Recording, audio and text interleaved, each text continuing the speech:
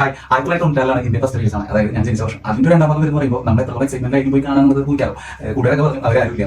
ഞാൻ മാത്രമാണ് സിനിമയ്ക്ക് വരുന്നത്. സിനിമയ്ക്ക് പോകാനായിട്ട് 3 പ്രധാനപ്പെട്ട കാരണങ്ങളുണ്ട്. 1 കമൽഹാസൻ, 2 ശങ്കർ, 3 ഹിന്ദി ഫസ്റ്റ് സിനിമയുടെ രണ്ടാം ഭാഗം.